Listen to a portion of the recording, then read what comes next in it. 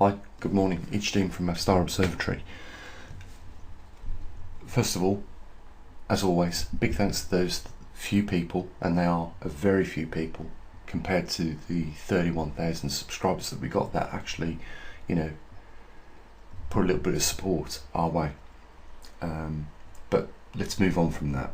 Yesterday I realised, only until I'd been watching a speech that a professor of psychology was talking about, that I'd played actually devil's advocate in yesterday's video. And I'll explain what I mean by that. I was talking about, first of all, a couple of things. Freedom of speech. We've got to protect it no matter what. If we've got no freedom of speech, we're starting to lose the democratic society in which we live in, and I think it's the foundations of that, and we need to keep that no matter what. In particular, what I was talking about was the incident with the Royal Navy destroyer in the Ukrainian waters with Russia, and Russia came out and said they'd fired some shots over the bow of the destroyer. Of course, British government have denied this incident, said it didn't happen, but it ended up in the press no matter what. There was an admiral on board that ship who said the order for him to sail in those waters exactly where he was came from the very top of the government. So I presume that Boris Johnson had ordered that ship to sail in those waters. And as far as I'm aware, international waters are 6 miles off the coastline of any country, and freedom of being able to navigate those waters is allowable. Now, this destroyer was 20 miles off the coastline, and I'm going to explain why I played devil's advocate in that video but didn't realise it at the time. So we've got a Royal Navy destroyer protecting the rights to sail in international waters, ordered by the British government, and we've got Russia firing supposedly some shots over the bow of that destroyer because they claim it is an encroachment on their sovereign territory and seas. And how I played devil's advocate was simply this. I said, in fairness, Russia sail past the English Channel regularly, without any problems, and the English Channel from Dover to Calais is probably around 25 miles. So if they were sailing in between that, it would probably be 12.5 miles off the coastline of the UK. And the level of aggression has never been demonstrated to, as far as I'm aware, the Russian Navy, because they are so close to our international waters, or sovereign waters, should I say. So I played a little bit of devil's advocate there, and the professor that I was listening to in this documentary, interview, let's say, that was saying that you have to have the ability to have the devil's advocate. You have to have a viewpoint of both sides to balance out and try and logically work out a truth of the situation. And I completely agree. And naturally, yesterday in the video that I was talking about, I did that. I presented the argument for the English protecting the international waters. I protected the interests also of sovereign waters, and demonstrated that if you take this on face value, Russia were a little overprotective of something that they shouldn't have been. I think that they've embarrassed themselves a little, and I can understand why the British government said later on, even though we had the admiral's speech, he talked about what the incident had happened, how he'd been told to sail in these waters, and da da da da da. But the point is this: is that Russia do the same thing, and the British government came out later on, and I think that this was a slap in the face to President Putin to say, you're a prick for doing what you've did, because we regularly allow you to pass within 12 miles of our coastline here in the UK, and you've overreacted. And I think if you play devil's advocate and balance up both sides of the argument, Putin came out the worst here for his actions, simply because we're talking 20 miles and definitely being into international waters, and then we're talking 12 miles when the Russian fleet is going through the English Channel. And I think that's why the British government said, we've got this Danish mountain cyber attacker, we know he's in the mountains somewhere, that had offset the navigation systems of the British destroyer that was in the waters 20 miles off the coast of the Ukraine, and that is why we sailed closer than what we should have. It was just saying, you're a twat, basically, for the way you're acting, and we're not even going to give you a reasonable explanation as to why we did it, because you know why we did it, and we were allowed to do it. So yeah, I think by playing devil's advocate sometimes, being on one side, looking at their viewpoint, being on the other side, looking at their viewpoint, I think, you get a balanced logic, and you can base your opinions on that. And like I say, I did it quite naturally yesterday. The point is,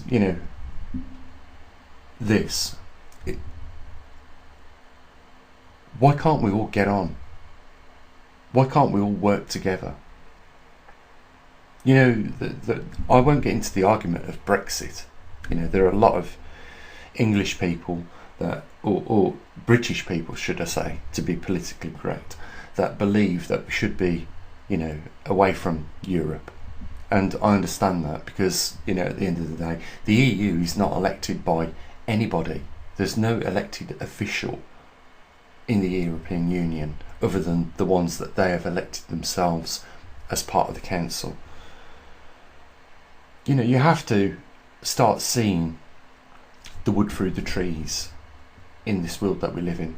NATO is an organisation that needs to be funded, and it is regularly funded but doesn't do anything, and most of the money goes into very rich aristocrat people's pockets, and it's a bogeyman.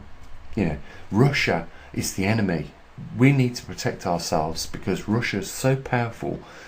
All European countries need to come together and chuck some money in a pot, and we'll organise a NATO force so that if we need to, we can defend ourselves. Trillions and trillions of pounds of taxpayers' money over Europe goes into that, and so does, if you live in the United States, Canada, elsewhere. And it's just a bogeyman. It's just like CO2 in the atmosphere. An excuse to make money. And we need to shut this down. Because I heard the other day, because we're talking about rich people coming up with ideas in order to make lots of their friends and themselves rich. And I could tell you about one particular person that was sane for the last 15 years, who's an organisation and an inventor of something that revolutionised our world today. He goes by the name of Bill something, and you know what I'm talking about. But he's been talking about a virus that could potentially wipe out thousands of people. So he knows that there's a potential for something, and he also got involved in a lot of organisations that are today releasing that vaccine for that very pandemic he was talking about 15 years ago. And I just say, if these people are so hell-bent on inventing now, not ideas to improve humanity, but inventing ideas there to improve their wealth, then he did a very good job of it. And that is exactly what has happened now, because the pandemic has come about. We know it was scientifically created, and it accidentally, supposedly, leaked out of a Wuhan laboratory into, the world, and as a result of that, there's been a pandemic. I mean, we saw the governments that was quite, very rarely knowledgeable about the fact that this had happened within weeks. They knew that those people that were working in the laboratory had certain members needed to go to hospital for influenza flu-like symptoms that were very serious. So the knowledge of this, I mean, come on, we've got the CIA, the FBI, MI5, MI6, world intelligence sources, Mossad, you name it, all around the world. Do you think they didn't know what was going on? And if they did, why didn't they shut the borders down and ban the flights instantly that it was known about? I mean, we did this in Africa because there was probably it was a genuine mistake, the Ebola outbreak, and we shut that down straight away.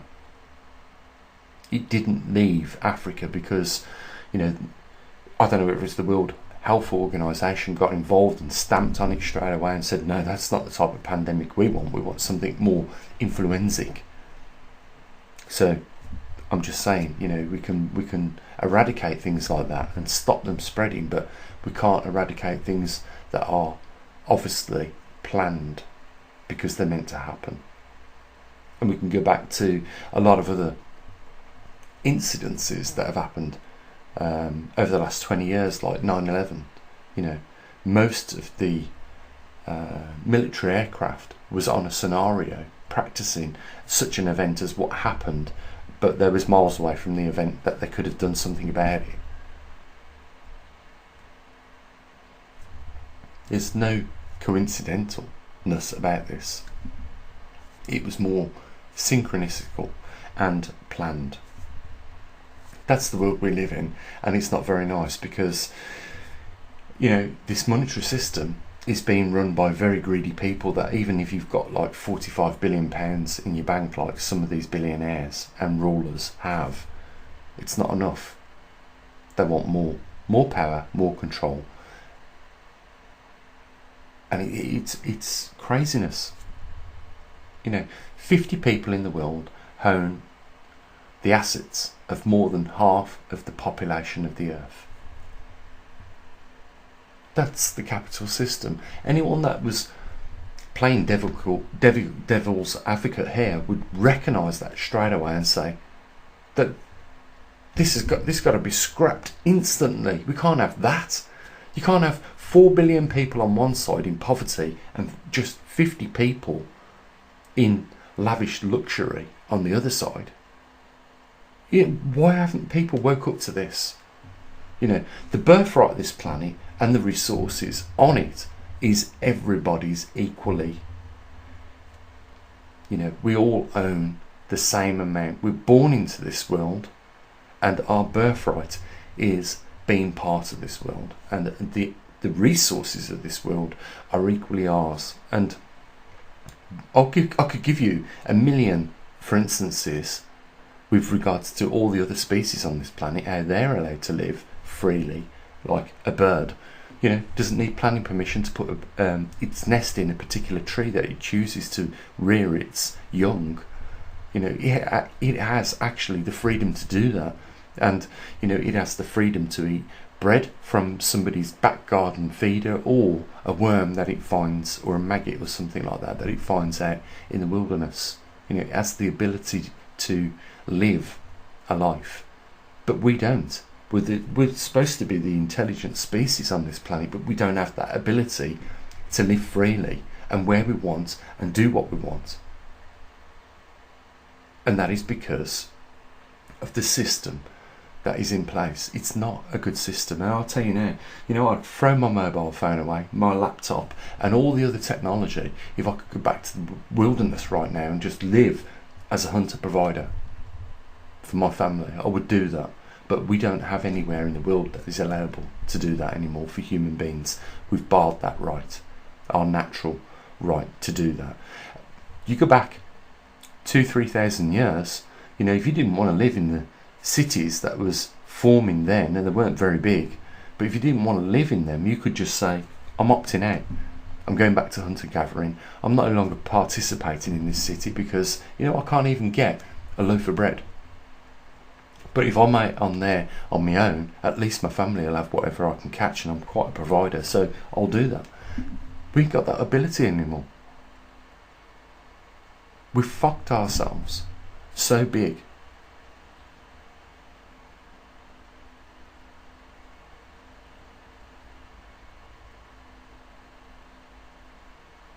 The world is getting nastier, I'll say that.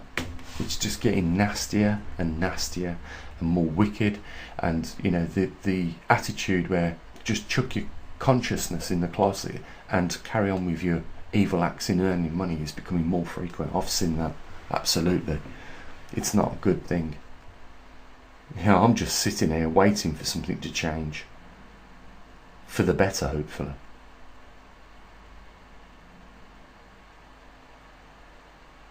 Things are going to get a lot worse, and because the level of technological curve that we're on right now are going to occur more frequently. And anything, I will tell you this now, anything is possible tomorrow. But we'll also mention this. If we disallow freedom of speech, we know exactly where that leads to. Exactly where that leads to.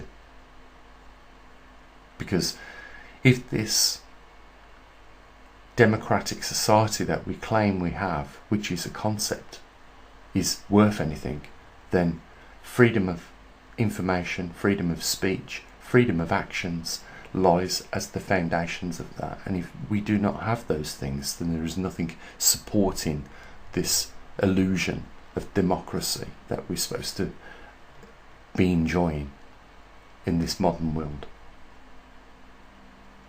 And if it's an illusion, then there is nothing there at all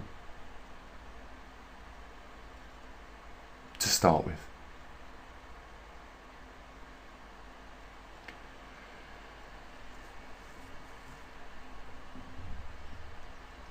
We're trying to do everything, on the other hand, I'm trying to do everything I possibly can here to keep things going. And even, I'm feeling the results of this pandemic. So, it seems to me like, you push yourself 5 times faster. I'm on the wheel now, running 5 times faster. I've booked myself on 2 exams I've got to do over the next 2 months. One I've got next week. I've got another exam in September, early September, to try and improve, a financial net for myself. And and of course, obviously, I've been also building prototypes for other people, trying to advance the observatory, and I'm doing everything I physically can, running around that wheel much more than a lot of other people, I know that. And it just seems, for all the most effort that I throw at it, I'm not getting any further forward. It's like I'm sitting there in the ocean with the sail up on my boat, but there's no wind.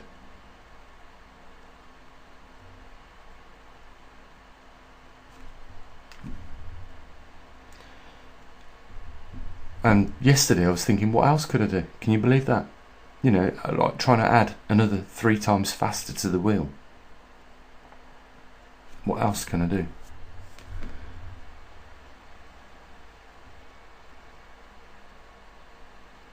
Some people would say, you're doing everything you can possibly to improve your life. It will improve, but this day and age, you do everything possible to improve your life and nothing changes.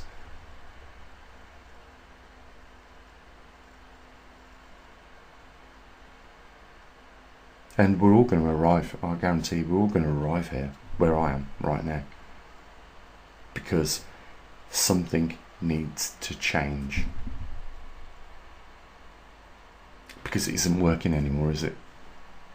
I'm a logical thinker. I like to think I am, smart guy, that thinks logically, works out the situations, plays devil advocate, sometimes unintentionally, but arrives at the conclusion which is fair. And, right now, it's difficult to see how we can progress with all the corruption and wickedness in the world. And we need more people supporting just the right way of doing things.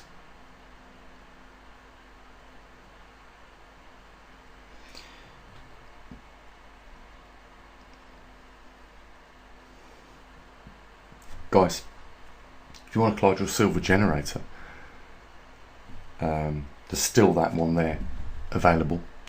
If you want to help support the observatory, there's still that available. And if you want your thoughts and messages sent out into space, we can do that for you as well.